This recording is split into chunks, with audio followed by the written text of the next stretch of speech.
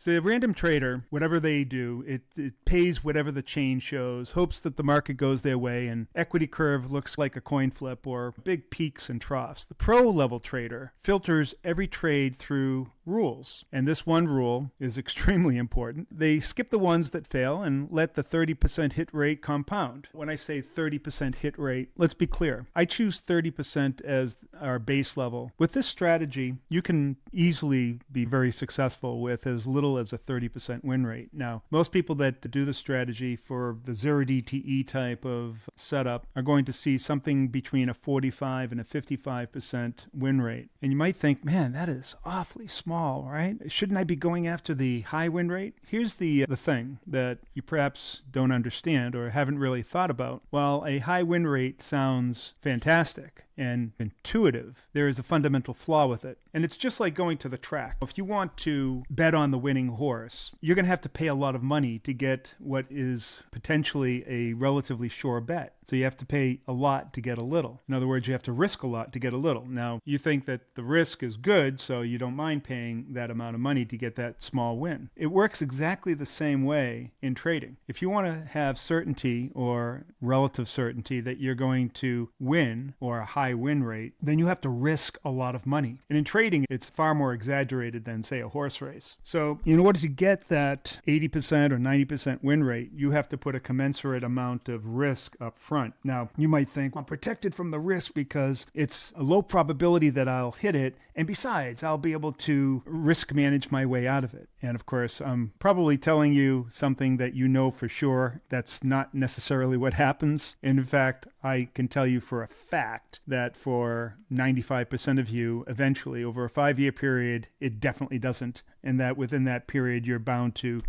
break an account or bust an account. And that's just the reality of things. So what is it about high win rate that is appealing? I think we all like that dopamine drip that we get when we have that high win rate and small little returns. We feel good about ourselves, and we can excuse away those big losses that we get that tend to wipe out potentially weeks worth of our hard work. Now, you don't have to trade that way. You just have to give up the idea that a high win rate is the answer. The answer is not high win rate. The answer is getting risk-adjusted returns. In other words, big returns for the amount of risk that you put on. And if you lose, make sure that risk is super small so it doesn't hurt. See, you go the high win rate and every loss hurts. Not just a little bit, but dramatically hurts. It's really bad. So that's what we're trying to avoid here. And this is what the 10% debit rule is all about. Now, what does the 10% debit rule mean? The 10% debit rule means that we want to position our butterfly and push it far enough out of the money so that the debit never exceeds 10% of the width of the fly. So for a 25 wide fly, we want to push it far enough out of the money so that the debit is no more than $2.50, or a 50 wide fly, no more than $5, and so on. That's what the 10% debit rule is.